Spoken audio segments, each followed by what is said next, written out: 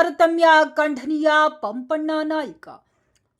ಗಂಗಾವತಿ ಐತಿಹಾಸಿಕ ಹಾಗೂ ಪೌರಾಣಿಕ ಹಿನ್ನೆಲೆ ಹೊಂದಿರುವ ಆನೆಗುಂದಿ ಉತ್ಸವವನ್ನು ರಾಜಕೀಯ ಕಾರಣಗಳಿಂದ ನಿರ್ಲಕ್ಷಿಸಲಾಗುತ್ತಿದೆ. ಇದು ಸಂಪೂರ್ಣ ಖಂಡನೀಯ ಎಂದು ಕರ್ನಾಟಕ ರಕ್ಷಣಾ ವೇದಿಕೆ ಜಿಲ್ಲಾಧ್ಯಕ್ಷ ಪಂಪಣ್ಣ ನಾಯ್ಕ ಹೇಳಿದ್ದಾರೆ. ಆನೆಗುಂದಿ ರಾಮಾಯಣದಲ್ಲಿ ಕಿಷ್ಕಿಂಧ ಖಂಡವಾಗಿ ಪ್ರಸಿದ್ಧವಾಗಿದ್ದು ಹನುಮಂತನ ಜನ್ಮಸ್ಥಳವೆಂದು ವಿಶ್ವವಿಖ್ಯಾತಿಯಾಗಿದೆ. ವಿಜಯನಗರ ಅರಸರ ಮೊದಲ ರಾಜಧಾನಿಯಾಗಿದ್ದ ಈ ಪ್ರದೇಶಕ್ಕೆ ಶ್ರೀಕೃಷ್ಣದೇವರಾಯರು ಅಪಾರ ಮಹತ್ವ ನೀಡಿದ್ದರು. ಹಂಪಿಗೆ ಇರುವಷ್ಟೇ ಐತಿಹಾಸಿಕ ಹಾಗೂ ಸಾಂಸ್ಕೃತಿಕ ಮಹತ್ವ ಆನೆಗುಂದಿಗೂ ಇದೆ ಎಂದು ಅವರು ಹೇಳಿದ್ದಾರೆ.